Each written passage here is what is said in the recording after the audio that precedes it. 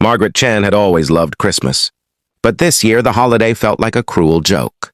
Her best friend had signed her up for a blind date at the Golden Fork, the fanciest restaurant in their small town of Maplewood, decorated to the nines with glittering lights and pine, wreaths dripping with gold ribbons. She had spent 2 hours doing her hair, chosen her favorite burgundy dress, and practiced what she would say in the mirror, knowing full well that conversation would be a challenge. The moment her date realized she was deaf, she arrived at 7 sharp, threading through the crowded tables with a quiet confidence. She had trained herself to wear like armor and spotted a man matching the description her friend had given. Tall, sandy-haired, wearing a gray blazer. His name was Daniel. He stood when he saw her, smiled politely, and they sat down together beneath a chandelier strung with tiny golden stars. For the first 10 minutes, things felt cautiously hopeful. She had her small notebook ready, and she slid it across the table with a warm smile, writing that she was deaf but an excellent lip reader, and that she hoped they could still have a wonderful evening. Daniel read the note. His smile did not disappear exactly, but something shifted behind his eyes, a flicker of discomfort, a slight stiffening of the shoulders.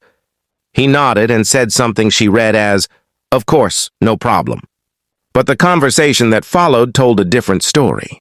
He spoke too fast, turned his face away whenever he reached for his wine glass, and stopped mid-sentence, twice as if suddenly aware that the effort of being understood was more than he had bargained for. By the time the bread basket arrived, he was checking his phone under the table. Margaret kept her chin up. She ordered her food with grace, smiled at the waiter, and told herself she was not going to cry in a restaurant on Christmas Eve. She had survived harder things than a man who could not be bothered to slow down.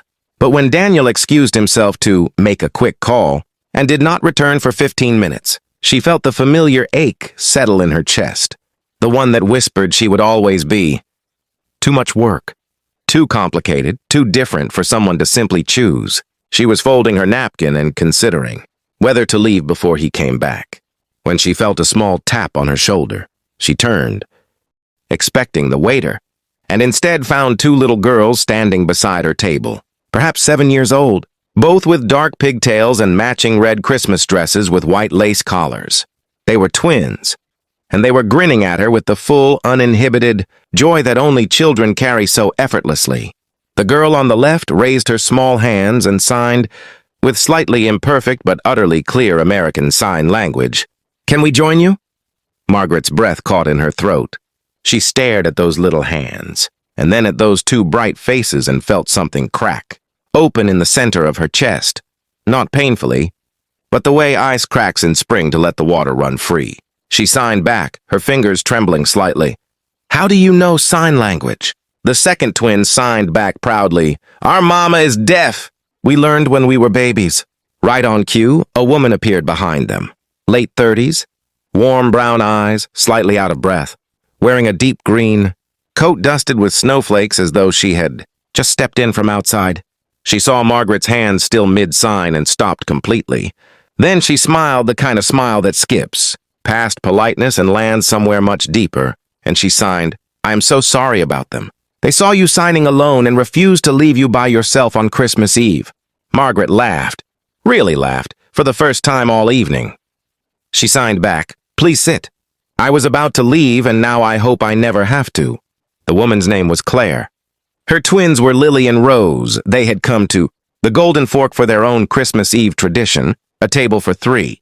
And now, without any fuss or fanfare, it became a table for 4. Daniel came back from his phone call, took one look at the animated hands flying across the table, at the laughter and the notebook being passed around, at the twins performing exaggerated Christmas signs.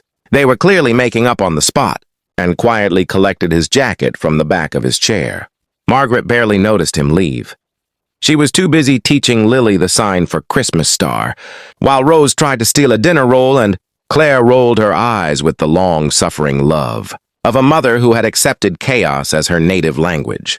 By the time dessert arrived, a towering slice of chocolate, Yule log the twins insisted they share, Margaret understood that she had not been stood up on Christmas Eve. She had simply been redirected, gently and precisely, toward exactly where she was supposed to be, Some doors close so that your hands are free to sign something beautiful into the air. If this story warmed your heart, please like, share, and subscribe to Kindness Corner Stories.